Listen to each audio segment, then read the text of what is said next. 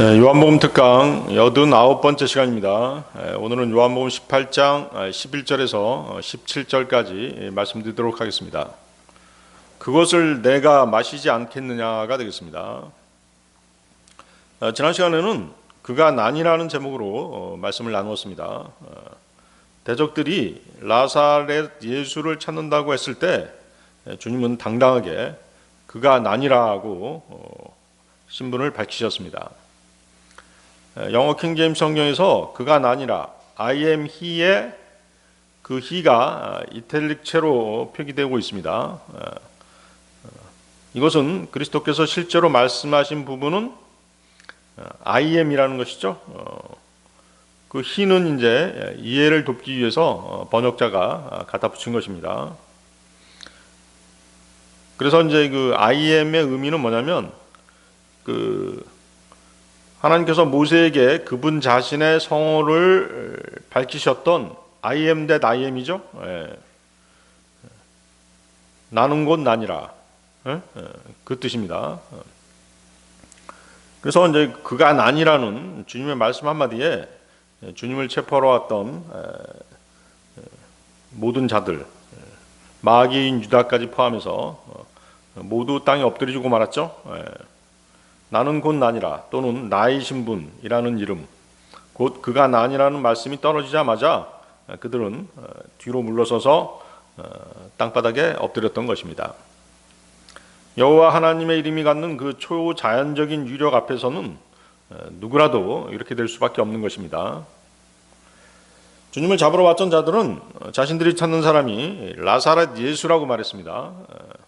이에 대해 주님께서는 자신이 나사렛 예수지만 평범한 이스라엘인이 아님을 보여주신 것입니다.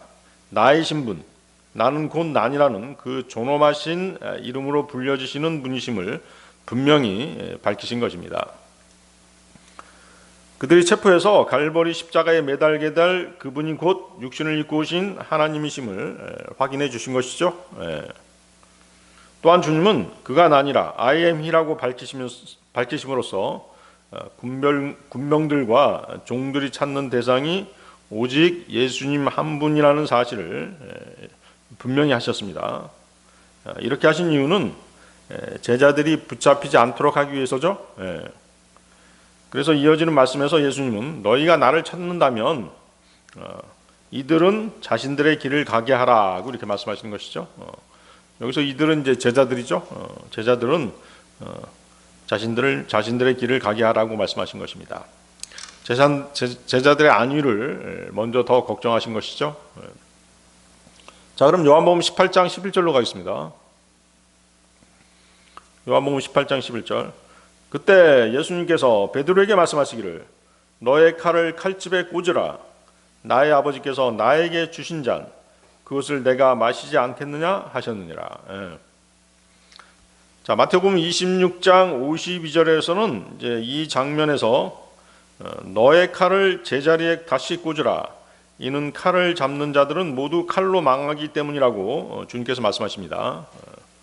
예수 그리스도께서는 요한복음 16장 1절에서 그 제자들에게 실족하지 않도록 경고하신 바가 있으셨죠. 그리고 그 실족의 계기는 세상으로부터의 도전에 대한 그리스도인들의 과민 반응에서 시작되는 것입니다. 또 형제들과 형제들 사이, 또 자매들과 자매들, 또 형제 자매들 사이에 어떤 문제가 있을 때 거기에 과민하게 반응함으로써 문제가 커지는 것입니다. 실족의 계기가 되는 것이죠. 베드로는 주님의 이러한 충고를 들은 지 불과 수분이 지나지 않았는데도 발끈하고 말았던 것이죠. 그리고 그 서툰 솜씨로 칼을 휘둘러서 대적자들 중 한 사람의 귀를 잘라내고 말았던 것입니다. 보기 좋게 실족하고 만 것이죠.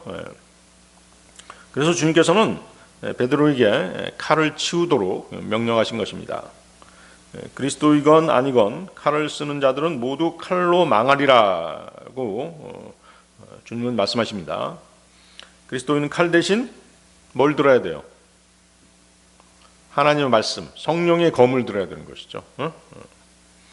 그 말씀을 가지고 자신을 지켜야 하는 사람들이 그리스도인인 것입니다. 에베소서 6장 17, 18절입니다. 그리고 구원의 투구와 성령의 검, 곧 하나님의 말씀을 붙들라. 성령 안에서 모든 기도와 간구로 항상 기도하고 모든 성도를 위하여 모든 인내와 간구와 더불어 그 일에 깨어 있으라. 다시 거기 11절 보십시오. 나의 아버지께서 나에게 주신 잔 그것을 내가 마시지 않겠느냐? 자, 이 구절에서 말씀하시는 잔이 바로 주님께서 겟세마네 동산에서 눈물로 기도하셨던 바로 그 잔이죠. 주님께서 겟세마네 동산에서 뭐라고 기도하셨습니까? 마태복음 26장 39절인데요. 이에 그분께서 조금 멀리 가시어 자신의 얼굴을 대고 엎드려서 기도하며 말씀하시기를 오 나의 아버지여 만일 그것이 가능하시거든 이 잔을 제게서 지나가게 하여 주시옵소서. 그럼에도 불구하고 제 뜻대로 하지 마옵시고 다만 당신의 뜻대로 하옵소서 하셨느니라. 그래서 이 잔은 주님께서 반드시 마셔야만 했던 그 잔입니다. 주님께서 갈보리에서 받아 마시셨던 그 잔인 것이죠. 이 잔은 단순히 몸의 죽음을 의미하는 잔이 아니었습니다. 주 예수 그리스도께서는 죽음을 꺼리셨던 적이 한 번도 없으시죠. 이 잔은 하나님의 진노의 잔이었습니다.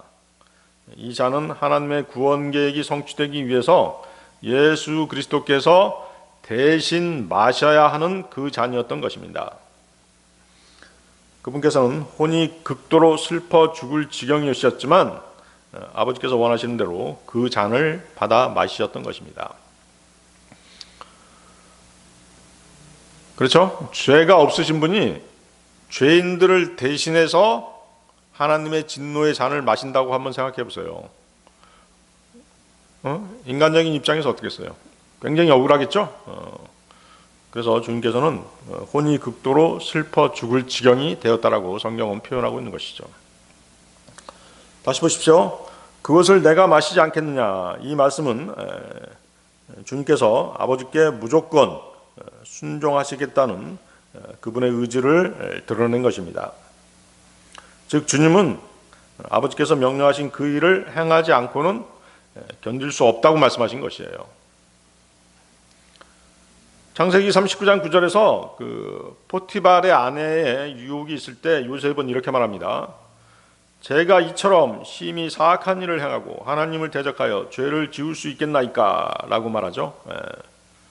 그와 같이 그리스도께서는 여기에서 뭐라고 말씀하시는 것이에요? 내가 그것을 마시지 않겠느냐고 말씀하시는 것이죠. 주님은 기꺼이 그 잔을 마시겠노라고 말씀하신 것입니다.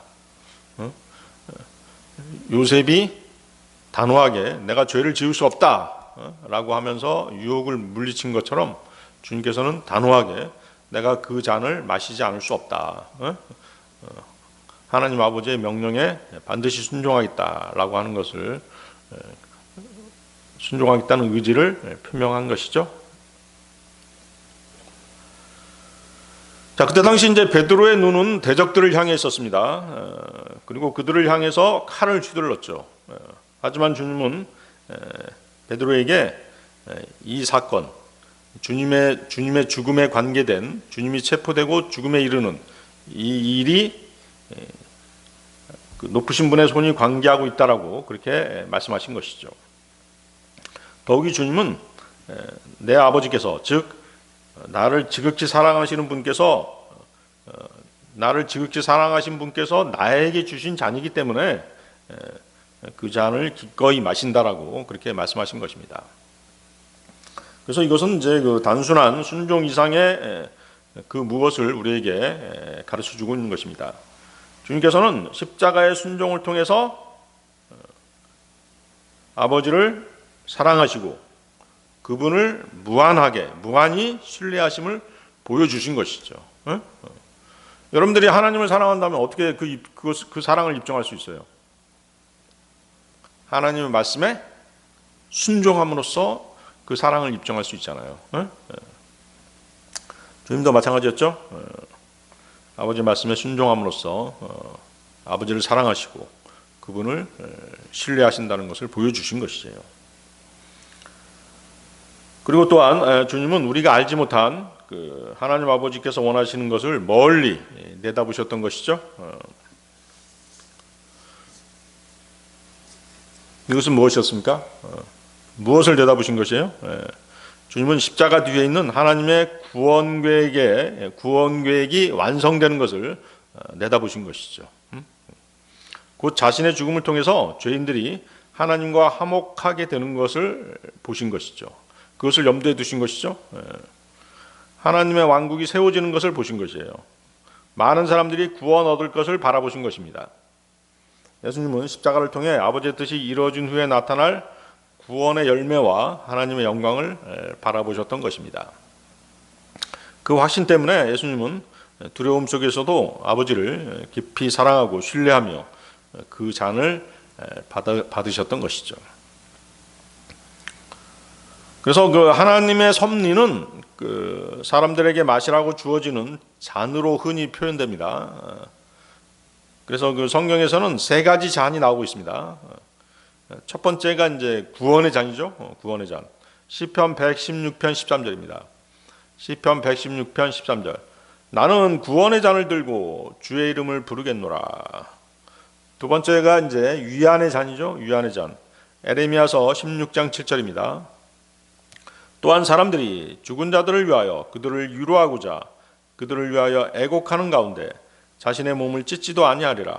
사람들이 그들의 아버지나 그들의 어머니를 위하여 그들에게 위안의 잔을 마시라고 주지도 아니하리라. 자, 이 잔을 가리켜서 이제 그 시편 23편 5절을 보면 다윗은 뭐라고 얘기했어요?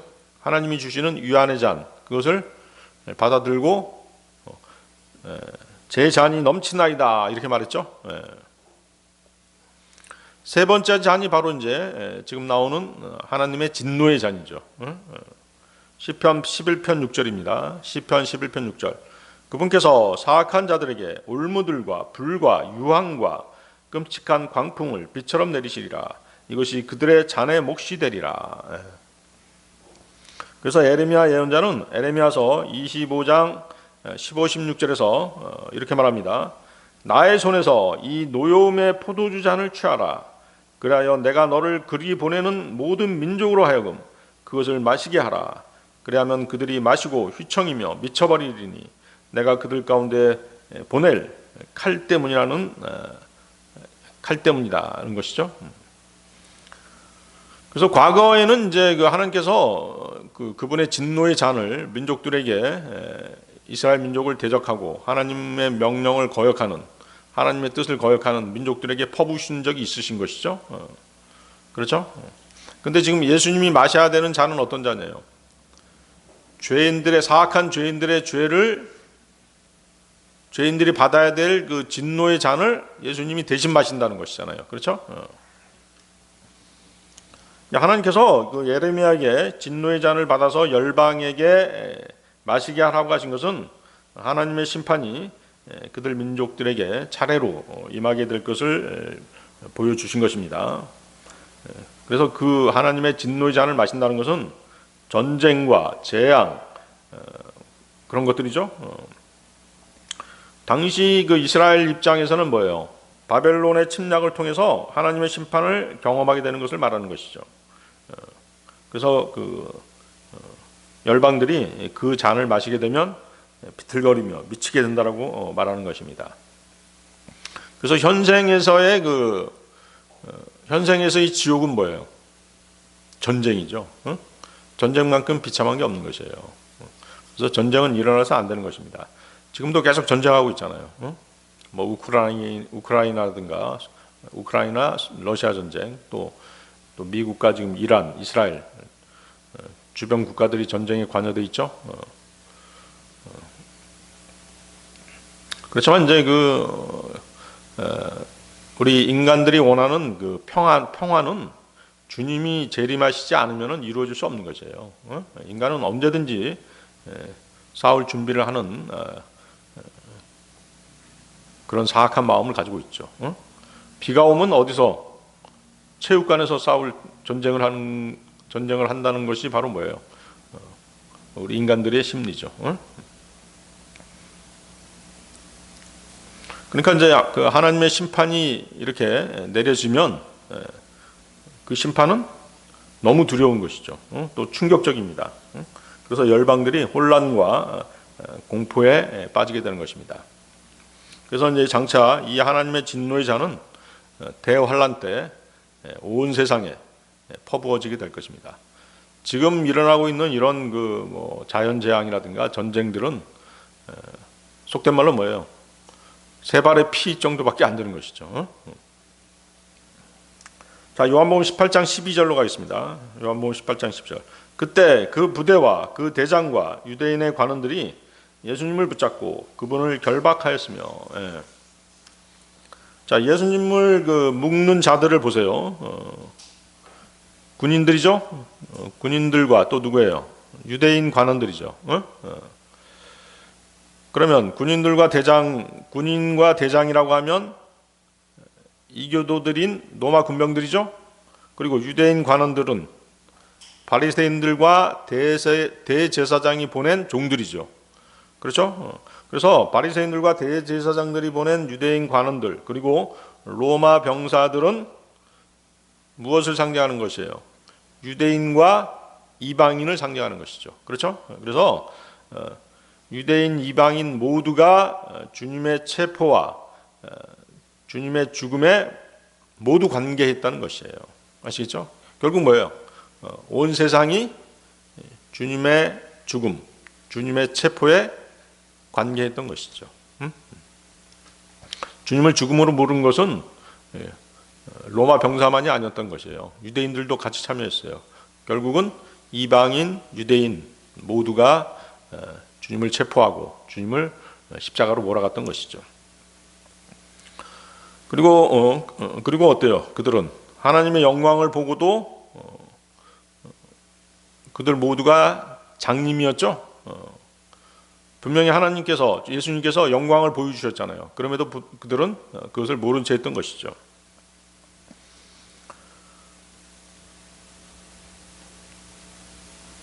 그 유대인들과 로마 병사들, 그러니까 유대인들과 이방인들은 자신들의 눈으로 나이신 분, 나는 곧 난이라고 하는 그분을 직접 보았습니다.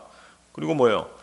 또 자신들도 모르게 그분의 권능 앞에 엎드려졌죠? 엎드려졌습니다. 그리고 또 어때요? 예수님께서 베드로가 칼을 휘둘러서 귀를 베어낸 말쿠스의 귀를 다시 회복시켜주는 것도 보았잖아요. 그렇죠? 그들은 주님의 사랑에 넘치는 자비하심을 직접 목격했던 것입니다. 그러나 유대인, 이방인 두 무리는 모두 무감각하고 무감동의 그런 상태에 있었던 것이죠. 그래서 육신을 입고 오신 하나님을 결박하는 가증한 일을 가혹하게 진행했던 것입니다. 그들은 기적을 행하시는 그분의 능력과 자비하심을 똑똑히 본 자들입니다. 변명할 수 없죠. 그런데도 그들은 여전히 눈먼 상태에 있었던 것입니다. 그리고 그들은 영광의 주님을 붙들어서 묶었던 것이죠. 너희가 찾고 있는 그가 나니라고 선뜻 나서신 그분을 그들은 어째서 결박까지 한 걸까요? 그냥 데리고 갈 수도 있잖아요. 그렇죠? 가십시다 하면서 데리고 갈 수도 있잖아요. 근데 결박해버리잖아요. 왜 그랬을까요? 마태복음 26장 48절에 그 얘기가 나오죠. 마태복음 26장 48절. 이때 그분을 배반한 자 누구죠? 유다 이스카리옷이죠. 그분을 배반한 자가 그들에게 신호를 주며 말하기를 누구든지 내가 입맞추는 바로 그 사람이 그니라 그를 단단히 붙잡으라 하였더라. 예수님을 붙들고 단단히 결박하도록 한 자는 누구예요? 가룟 유다였죠. 그는 주님을 따라다니면서 주님의 어떤 권능, 기적적인 그런 행태들을 분명히 눈으로 목격했잖아요. 유대인들이 돌을 집어서 주님께 던지려고 했을 때 주님은 그들 가운데로 어땠어요? 유유히 지나가셨죠? 그런 주님의 모습을 가룟 유다는 생생하게 기억하고 있었던 것입니다. 또 심지어 유대인들이 주님을 마을 밖으로 밀어내서 그 벼랑 끝으로 끌고 가서 거꾸로 곤두박이 치려고 하는 그런 장면도 있었죠. 그때도 어땠어요? 주님께서는 그 사람들의 중간을 가로질러서 피해 가셨죠. 그런 장면들을 가룟 유다는 본 것이에요. 그렇기 때문에 그분을 섣불리 체포하려 하다간 놓칠지도 모른다라고 하는 그런 두려운 생각이 있었던 것입니다. 그래서 그들은 가룟 유다의 말대로 예수 그리스도를 붙잡아서 단단히 묶었던 것이죠. 또 우리는 그 결박되신 주님의 모습에서 예수 그리스도의 예표였던 이삭을 연상할 수 있습니다. 창세기 22장 9절을 보면 아브라함이 이삭을 데리고 모리아산으로 가죠. 그리고 제단을 만든 다음에 불을 붙일 나무를 쌓고 장작을 쌓고 그 위에다가 이삭을 묶어서 올려놓죠. 이때 이삭은 어땠어요? 아버지 아브라함이 하는 대로 가만히 있었죠. 가만히 있었어요. 조금도 반항하지 않았습니다. 겟세마네에서 붙잡혀 묶이시는 예수 그리스도의 모습 그대로였던 것이죠. 결박당하신 예수 그리스도께서는 이삭의 예표를 정확하게 성취하신 것입니다. 예수님께서는 어때요? 바로 죄인처럼 묶이신 것이에요. 죄가 없으신 분인데 죄인처럼 묶이신 것이죠. 실상 죄인은 누구예요? 실제로 죄인은 누구예요? 우리들이죠? 세상 사람들은 모두 죄인입니다. 죄인들은 죄에 묶여있는 사람들인 것이죠. 우리 그리스도인들은 지난날 모두 죄에 묶여있던 사람들이었습니다. 시편 40편 12절인데요. 시편 40편 12절. 이는 무수한 해악들이 저의 주위를 둘러쌌기 때문이니이다. 저의 죄악들이 저를 붙들었기에 제가 올려다볼 수 없나이다. 그것들이 저희 머리털보다 더 많나이다. 그러므로 저의 마음이 저를 실망시키나이다. 사실 이렇게 다윗처럼 죄에 대해서 고민하고 양심의 가책을 받고 이성이 갈등을 일으키는 이런 사람들만 있으면 좋겠지만 그렇지 않죠. 사람들이 죄에 무감각하잖아요. 양심이고 뭐고 다 내던진 사람들이 그 작금의 세상 사람들인 것이죠. 자, 그런데 지금 어때요? 죄 없으신 주 예수 그리스도께서 묶이셨죠. 이것은 뭘 상징하는 것이에요? 죄인인 우리들 대신 주님께서 결박당하신 것이죠. 그리고 이제 그 주님은 그냥 어떤 포승줄 이런 걸로 묶이신 게 아닙니다. 무거운 쇠사슬로 묶였을 것이라고 우리는 상상할 수 있습니다. 왜냐하면 예수 그리스도에 대한 그 가장 완전한 예표가 누구예요? 구약에서 예수님에 대한 가장 완전한 예표, 여러분들 누구를 생각할 수 있어요? 요셉을 생각할 수 있죠? 요셉이죠. 그 시편 105편 18절을 보면 그들이 요셉의 두 발을 족쇄들로 상하게 하였으니 그가 쇠사슬 안에 놓여 있었다라고 기록하고 있습니다. 이 사실로 미루어서 주님께서는 무거운 쇠사슬로 결박당하셨을 것이다라고 우리는 추측할 수 있습니다. 주님이 이렇게 결박되신 것은 우리를 죄의 속박에서 풀어주시기 위해서 대신 묶이신 것이죠. 주님은 자신이 붙들리면서도 뭐라고 말씀하셨어요? 제자들은 가게 해라 이렇게 말씀하셨잖아요. 실제로 그들 중 아무도 붙잡히지 않았습니다. 제자 중 붙잡힌 사람 아무도 없었죠.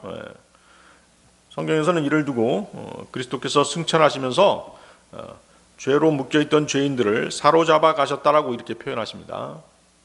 에베소서 4장 8절인데요. 그분께서 높은 곳으로 올라가셨을 때 그분께서 포로들을 사로잡아 인도하셨으며 사람들에게는 선물들을 주셨도다. 그분께서는 이제 구원받은 성도들을 대신 사로잡아서 올라가셨죠.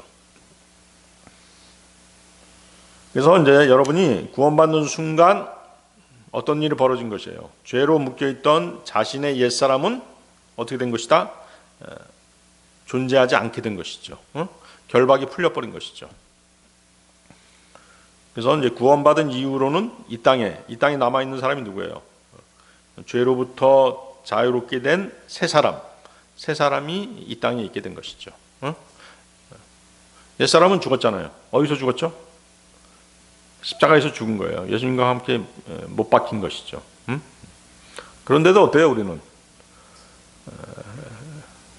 십자가에서 분명히 못 박혀 죽었는데도 종종 가끔씩 막 육신을 드러내잖아요. 나 이렇게 살아있어 그러면서 십자가에서 막 내려오죠. 죽은 사람이 십자가에서 내려오는 거예요. 그렇게 되면 어떻게 돼요? 계속 부딪힐 수밖에 없는 거죠. 그렇죠? 자, 요한복음 18장 13, 14절로 가겠습니다.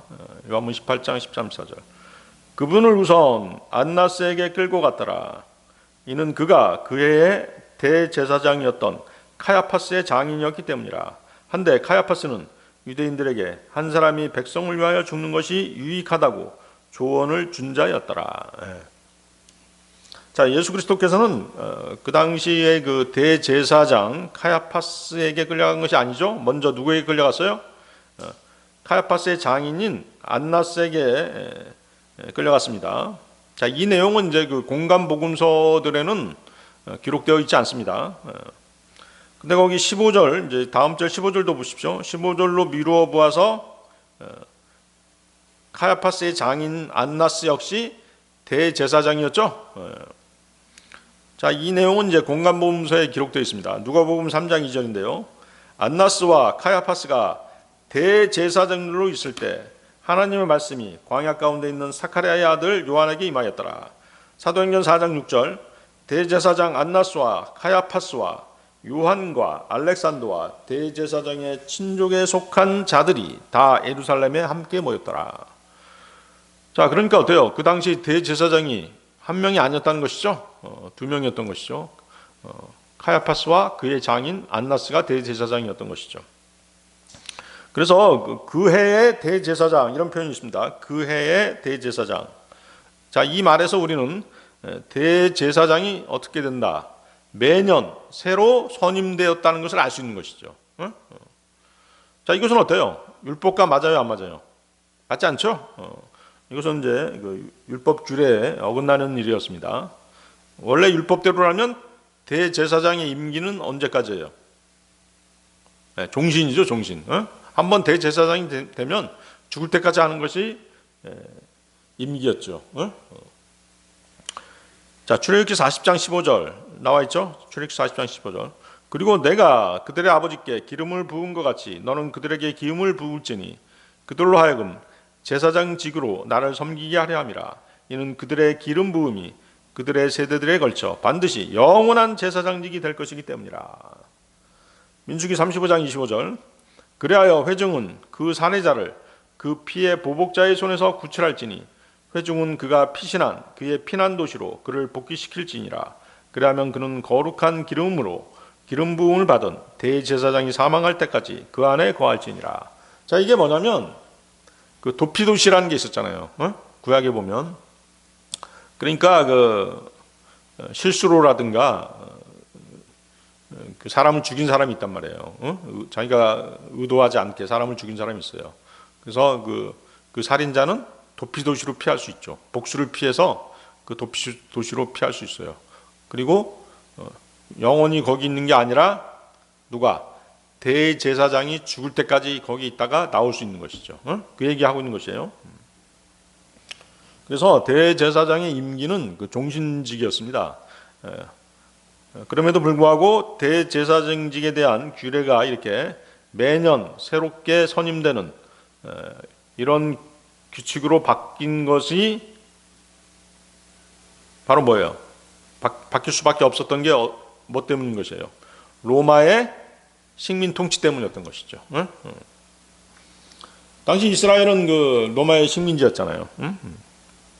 그러니까 로마 당국의 정치적인 목적 때문에 대제사장에 대한 그 규례, 또 대제사장에 대한 임명 기간이 이렇게 바뀌어 버린 것이죠. 유대인들에게 그 진짜 대제사장은 카야파스가 아니라 안나스였죠. 안나스였어요. 카야파스는 행정적으로 로마에 의해서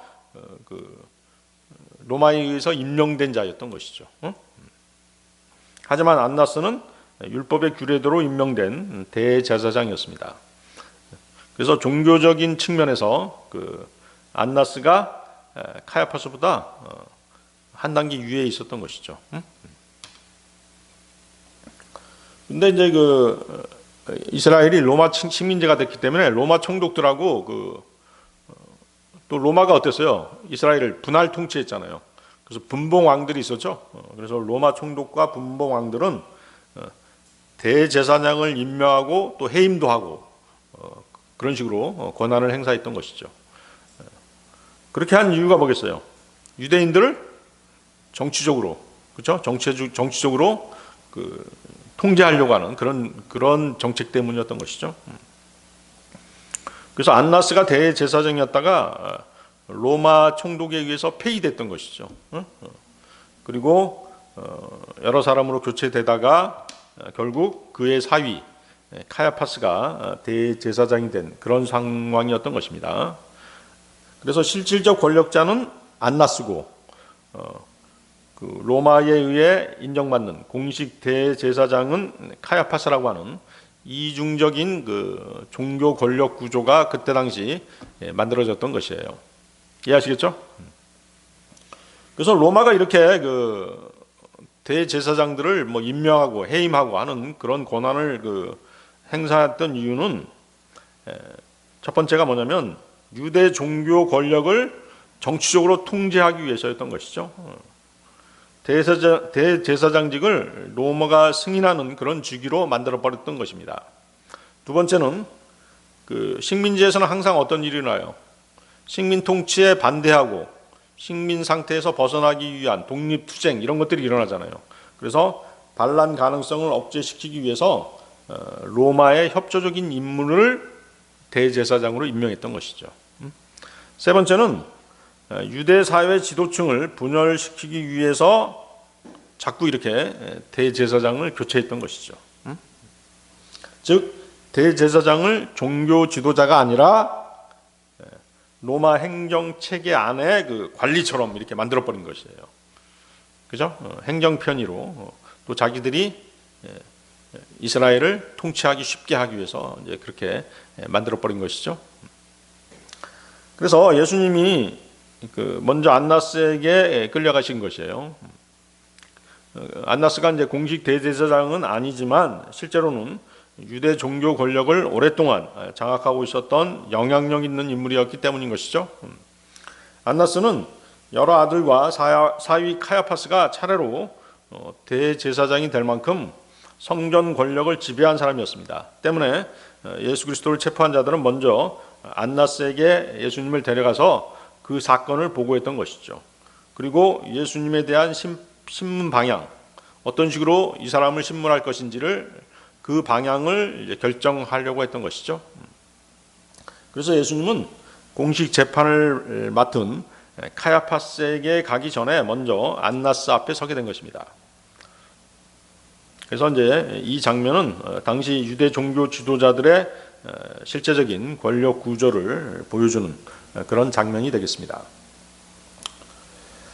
자, 요한복음 11장 48절을 보면 바리새인들이 예수 그리스도에 대해서 만일 우리가 그를 이대로 가만히 두면 모든 사람이 그를 믿을 것이라, 그리고 로마인들이 와서 우리의 처소와 민족을 모두 빼앗아가리라 하고 이렇게 이런 구실을 붙이고 주님을 죽이려고 모의를 하잖아요.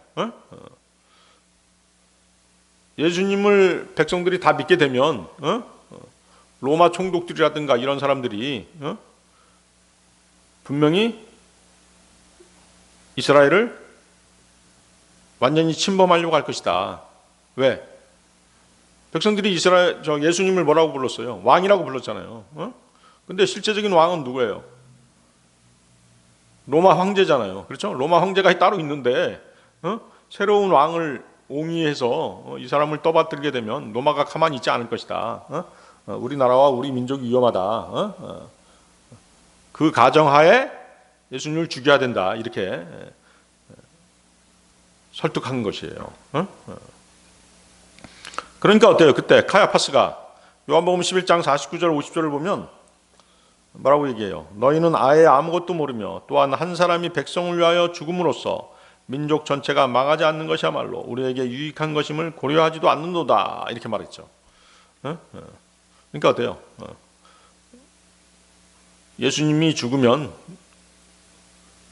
죽이면 로마가 가만히 있을 것이다. 그렇죠? 아무 문제 없다. 로마가 우리를 공격하지 않을 것이다. 그런 얘기 한 것이죠. 그래서 이제 그가 이런 말을 한 것은 그가 스스로 이것을 말한 것이 아니요 다만 그 해의 대제사장으로서 예수님께서 그 민족을 위해서 죽으실 것을 그가 예언한 것이라고 요한복음 11장 51절은 설명하고 있습니다. 말하자면 카야파스는 예수 그리스도께서 죽으실 것을 정확하게 예언했던 것이죠. 카야파스의 육신적인 생각이었지만 실제로는 뭐예요? 그대로 되어버린 것이에요. 그분의 죽으심으로 우리에게 유익한 줄을 알고 있던 자였습니다. 거기 보세요. 거기 봐봐요. 우리에게 유익한 것임을 고려하지도 않는다. 우리가 누구예요? 우리가 누구죠? 우리가 이스라엘 민족을 말하는 게 아니란 말이에요. 우리는 누구다? 여기서 말하는 우리는 유대 종교 권력자들을 말하는 것이에요. 아시겠어요? 카야파스라고 하는 사람은 일반 백성의 일에는 아예 관심이 없던 사람이었던 것이죠.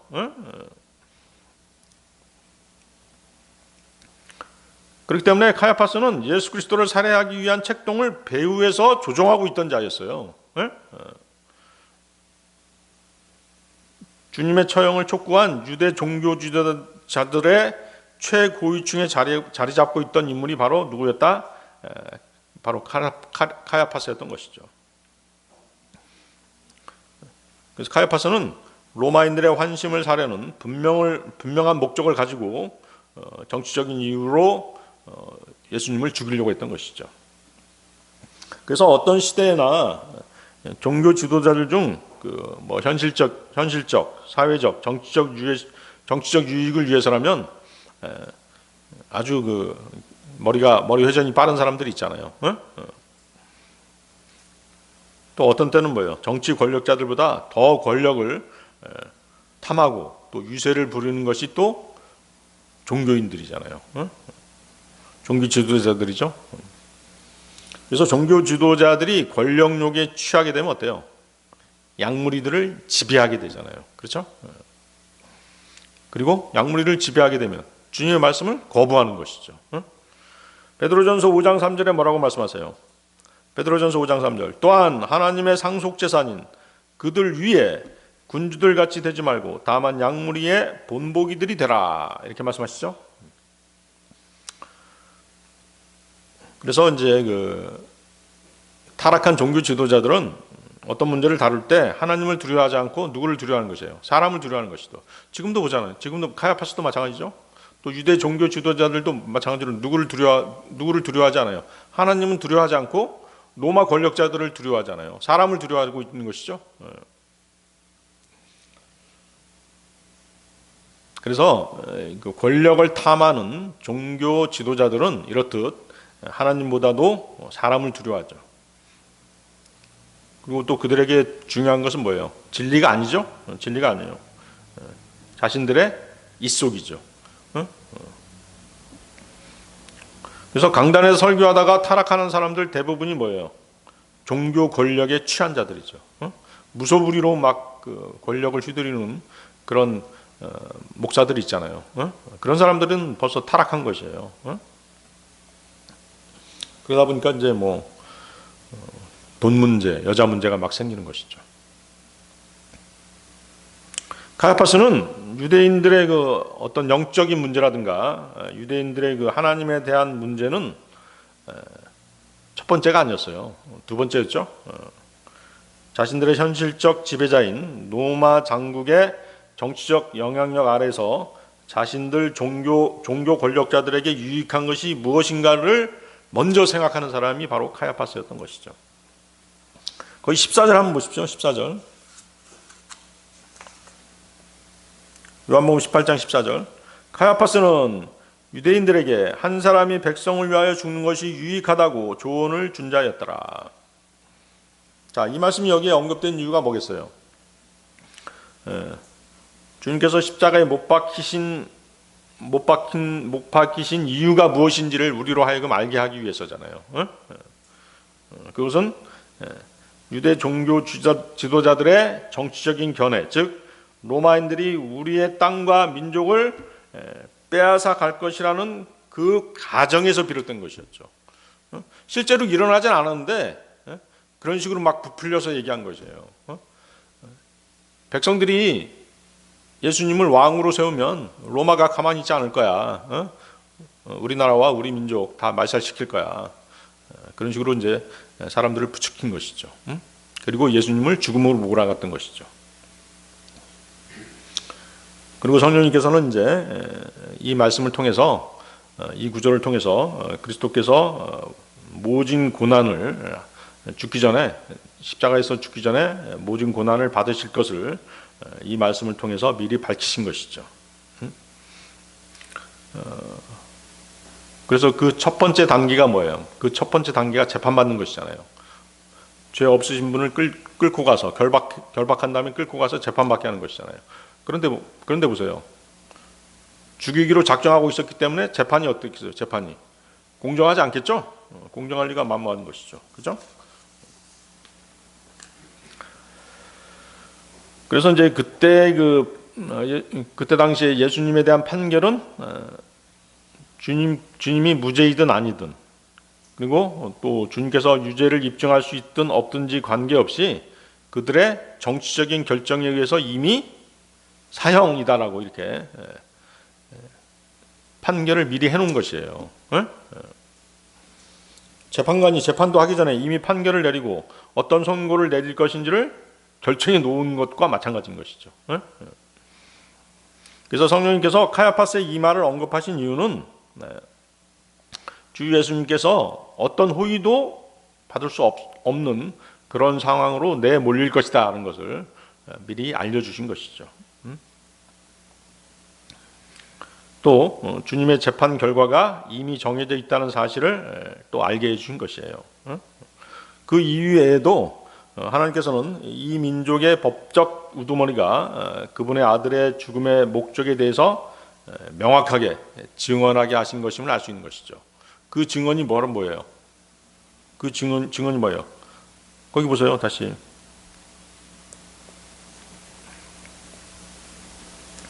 한 사람이 백성을 위하여 죽는 것이 유익하다. 한 사람이 백성을 위하여 죽는 것이 유익하다는 것이죠. 자, 이 말. 그러니까 이 말은 상당히 아이러니합니다. 한 사람이 백성을 위하여 죽는 것이 유익하다. 실제로 주님은 뭐예요? 주님은 그분의 백성들의 죄 때문에 죽으셨죠. 그렇죠? 그렇잖아요. 물론 이제 세상 모든 죄인들의 죄를 대신 주님께서 담당하시기 위해서 십자가에서 죽으셨죠. 그렇죠? 그러니까 작은 의미는 어때요? 이스라엘 백성들을 대신해서 죽으신 것이죠. 이스라엘 백성들의 죄를 대신해서 죽으신 것이죠. 그렇죠? 그 말을 비틀어서 카야파스가 얘기한 것이죠. 카야파스는 이스라엘 민족의 존립을 명분으로 해서 자신의 종교 권력과 그 체제를 지키기 위해서 예수님을 어떻게 한 거예요? 죽음으로 몰아갔던 것이죠. 아시겠죠? 그래서 그 카야파스가 한 이 말에는 이렇게 두 양면성이 있는 것입니다. 이해하시겠죠? 하나님의 말씀에 예언이 성취된 것이고, 한편으로는 카야파스의 야망, 사악한 야망이죠. 그것이 그 야망을 성취하기 위해서 예수님을 죽음으로 몰아갔던 것이고, 그렇게 된 것이죠. 자, 요한복음 8장 15절로 가겠습니다. 요한복음 8장 15절. 그리고 시몬 베드로가 예수님을 따랐고 또 다른 제자도 그렇게 하였더라. 그 제자는 대제사장에게 알려져 있었기에 예수님과 함께 대제사장의 관조로 들어갔더라. 자, 여기서 이제 그 다른 제자 이거에 대해서는 이제 이 제자가 누구냐에 대해서는 설왕설래합니다. 그렇지만 대부분의 학자들은 누구라고 얘기해요? 요한 자신이라고 말하고 있죠. 그래서 요한은 자신을 예수님께서 사랑하시는 자 이렇게 얘기하죠. 또 예수님께서 사랑하신 다른 제자 아니면 또 뭐라고 얘기해요? 여기에 있는 표현처럼 이 구절에 있는 표현처럼 다른 제자라고 이렇게 표현하기를 좋아했었죠. 그래서 여기서 다른 제자는 누구다? 사도 요한이다. 이렇게 알고 있으면 되겠습니다. 자, 마태복음 26장 58절에서는 베드로가 멀찌감치해서 주님을 따라간 것으로 그렇게 묘사되어 있습니다. 다른 사람도 아닌 베드로가 잡혀가시는 주님을 멀찍이 따라갔다라고 하는 것은 우리에게 시사하는 바가 있죠. 우리에게 알려주는 몇 가지 내용들이 있습니다. 그것이 뭐냐면 이제 그리스도인들이 저지르기 쉬운 두 가지 일이죠. 두 가지 잘못이죠. 그 하나는 뭐냐면 자기가 주님보다 앞서가는 것이에요. 주님과 동행하는 삶을 살아야 되는데 자기가 먼저 앞서가는 것이죠. 반대로 또 뭐예요? 반대로는 주님보다 한참 멀찍이 따라가는 것이에요. 지금 베드로가 그러고 있는 것이잖아요. 멀찍이 따라가는 것이죠. 자, 일부 그리스도인은 주님보다 자기가 먼저 앞장서 나가려고 합니다. 대표적인 예가 누가 될까요? 성경 병기자들이 바로 그런 경우죠. 성경 병기자들은 주 예수 그리스도보다 저만큼 앞장서 나가는 자들입니다. 그들은 하나님의 순수한 말씀보다 인간의 판단을 앞세우는 자들이죠. 그렇죠? 하지만 어때요? 하나님의 말씀은 성경은 하나님의 계시된 말씀으로 이루어진 것이죠. 디모데후서 3장 16절인데요. 모든 성경 기록은 하나님의 영감으로 주어지는 것으로 교리와 책망과 바르잡음과 의로 훈육하기에 유익하니. 그런데 이제 성경을 번개하거나 수정하려는 사람들은 이미 주어진 말씀을 그대로 받지 않는다는 것이죠. 인간의 학문과 사상, 판단을 기준으로 말씀을 고치려고 하는 것입니다.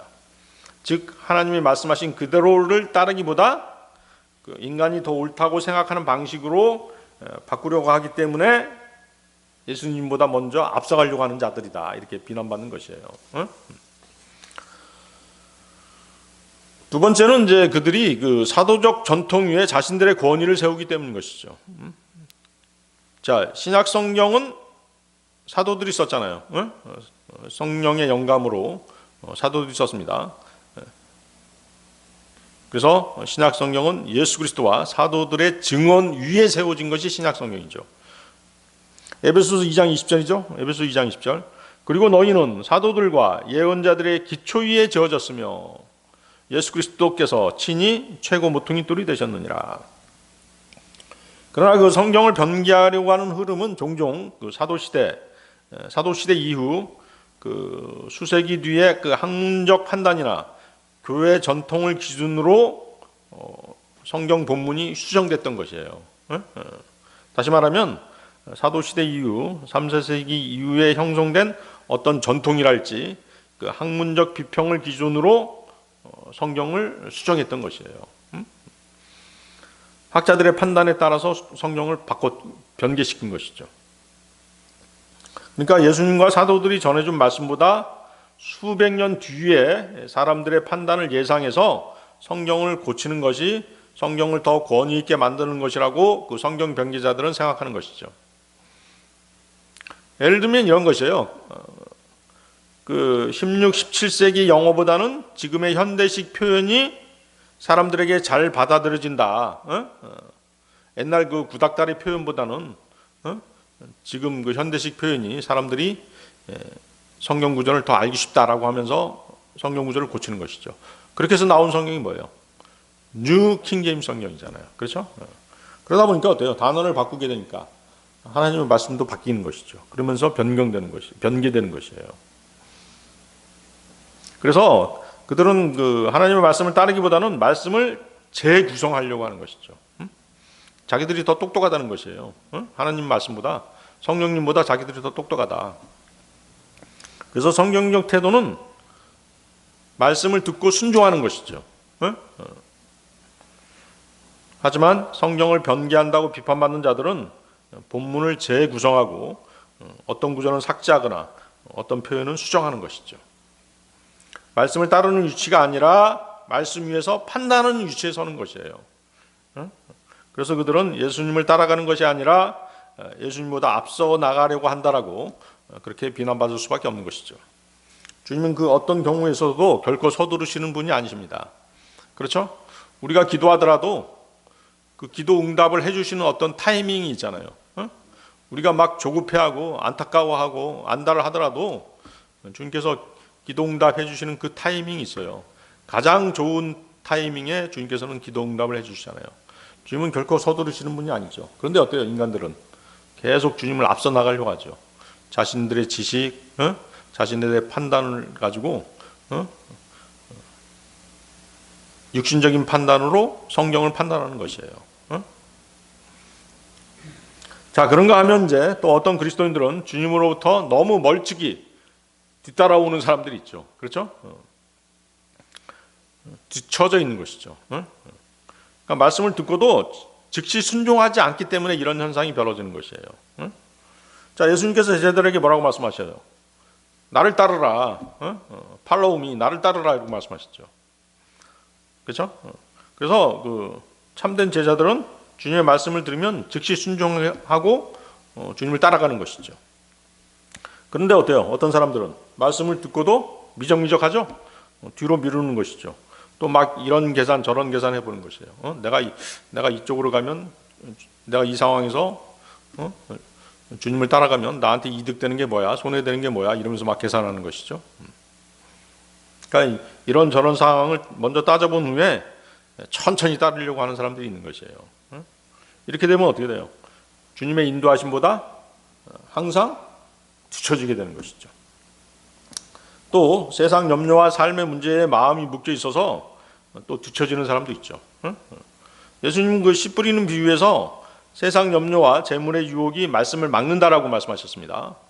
마태복음 13장 22절이죠. 마태복음 13장 22절. 가시나무들 사이에서 씨를 받아들인 자 역시 말씀을 듣는 자니라.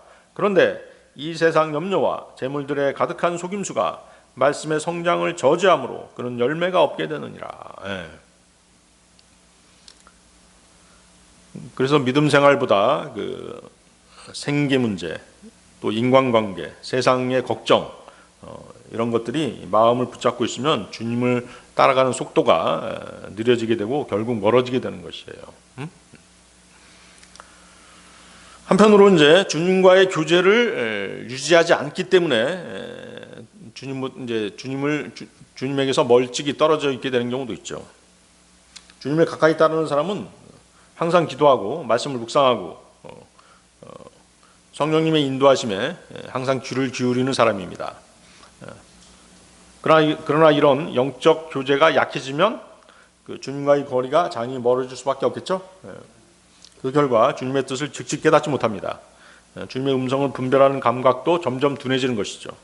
그래서 잘못된 영적 분별력으로 교회에서 교회를 떠나거나 또 교회에서 분란을 일으키기도 하는 것입니다. 또 이제 그 믿음보다도 어떤 두려움이 크기 때문에 주님을 바짝 따르지도 못하는 경우도 있습니다. 바로 베드로의 경우가 그런 경우죠. 베드로가 물 위를 걷게 해달라고 주님께 요구했잖아요. 그러니까 주님께서 어떠세요?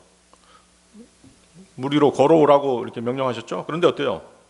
물 위로 걸어가다가 주님만을 바라봤으면 되는데 바람이 막 휘몰아치면서 물살이 세지니까 어떻게 했어요?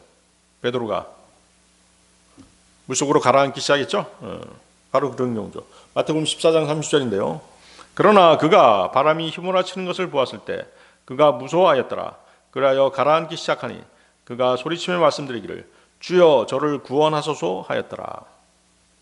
마찬가지로 많은 그리스도인들이 실패에 대한 두려움, 사람들의 시선, 미래에 대한 불안 때문에 주님을 적극적으로 따라가지 못하고 뒤에서 머뭇거리게 되는 것이죠. 또 어떤 사람은 이런 사람도 있어요. 주님께서 필요하시면 저를 부르시겠죠. 이런 사람도 있습니다. 그것은 이제 그 사람의 교만이죠. 교만일 뿐만 아니라 뭐예요? 자신이 뒤처져 있다는 사실을 깨닫지 못하는 사람인 것입니다. 그리스도인으로서 비참할 지경으로 주님과 어색한 관계에 놓이는 모습이 바로 뒤처져 있는 사람들이에요. 바로 지금 베드로의 모습이 바로 그것이잖아요. 거기 15절에서 18절에 나타난 베드로의 모습이죠. 베드로는 주님을 사랑했습니다. 그래서 그분에게 무슨 일이 일어날까봐 몹시 궁금해했어요. 그러나 베드로는 주님의 제자됨을 드러내고 그분 곁에 서서 갈 만큼 그렇게 담대하지는 않았죠.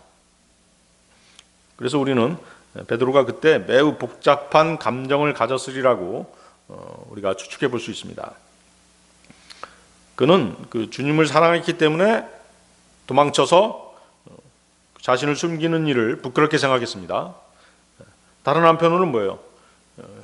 주님 곁에 바짝 따르게 되면 어떻게 돼요? 자신이 그분의 제자임이 밝혀지게 되고 또 자신도 체포될 것을 두려워했던 것이죠. 그래서 베드로의 입장에서는 그 둘의 중간, 즉 그가 택할 수 있는 최선의 길을 택한 것이죠.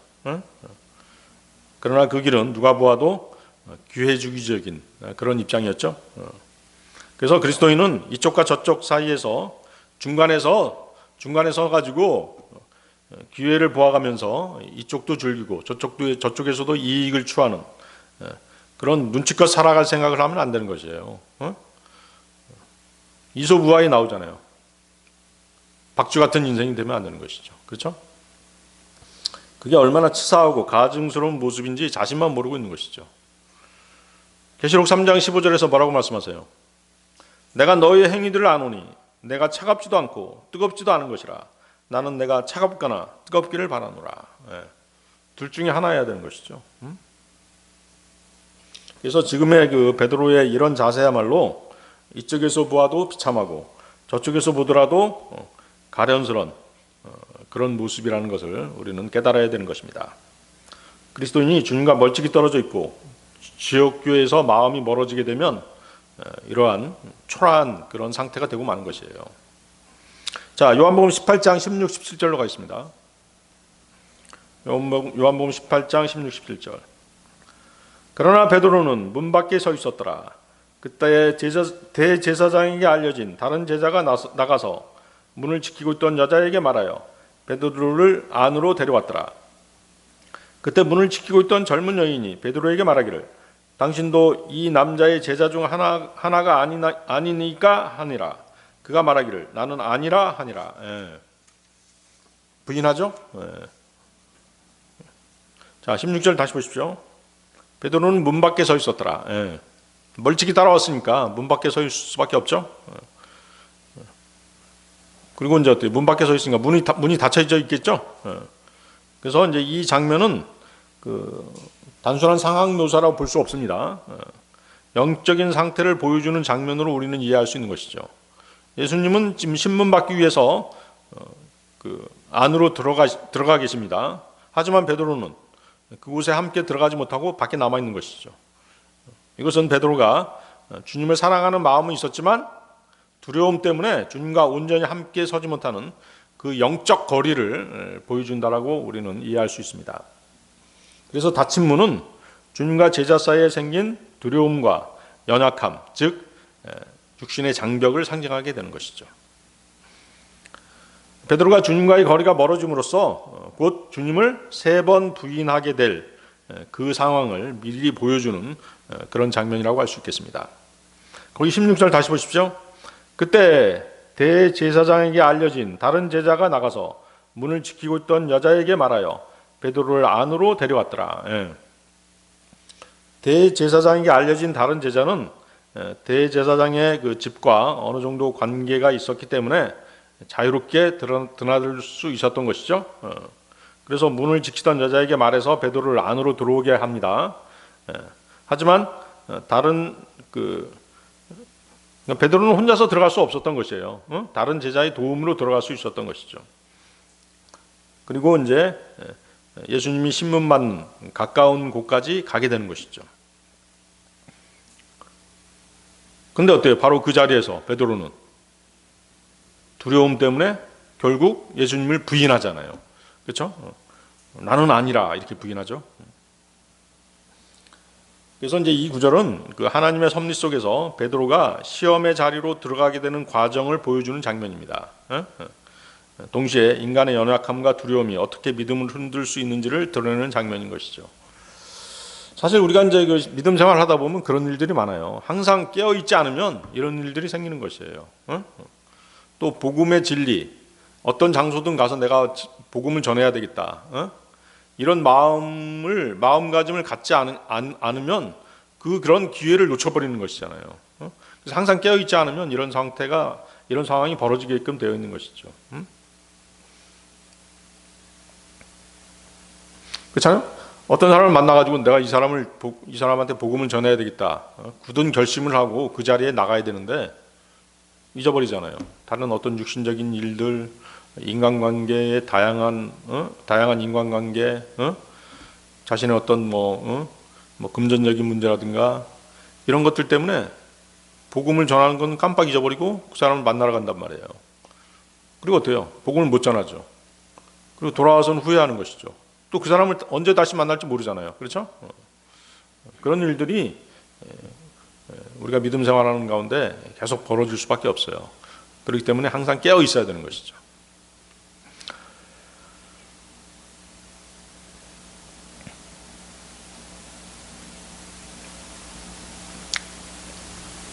자, 16절 다시 보십시오.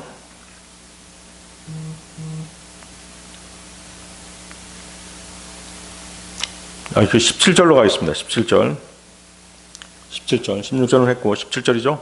그때 문을 지키고 있던 젊은 여인이 베드로에게 말하기를 당신도 이 남자의 제자들 중 하나가 아니니까 하니라. 자, 문을 지키던 젊은 여인이 베드로에게 당신도 이 남자의 제자 중 하나가 아니냐라고 묻는 장면이 나오죠. 바로 이것이 뭐예요? 베드로에게 찾아온 첫 번째 시험의 순간이죠. 그래서 이 질문은 어떤 위협적인 신문이 아니었어요. 바른 대로 대답하지 않으면 너 죽일 거야 라든가 바른 대로 대답하지 않으면 너 체포할 거야 이렇게 위협적으로 물어본 게 아니잖아요. 젊은 여인이 단순한 호기심에서 가볍게 질문을 던진 것이죠. 그런데 어때요? 베드로는 이미 두려움에 휩싸여 있었죠. 내가 체포당하지 않을까 하는 두려움에 휩싸여 있었던 것입니다. 때문에 어때요? 그 사소한 질문 앞에서도 담대하게 예수님을 인정하지 못했던 것이죠. 따라서 이 장면에서 우리는 베드로의 마음속에 이미 두려움이 자리 잡고 있음을 알 수 있는 것입니다. 누구를 의식하기 시작한 것이에요? 사람을 의식하기 시작한 것이죠. 사람을 두려워하면 안 되죠? 하나님을 두려워해야지 사람을 두려워하면 안 되는 것이죠.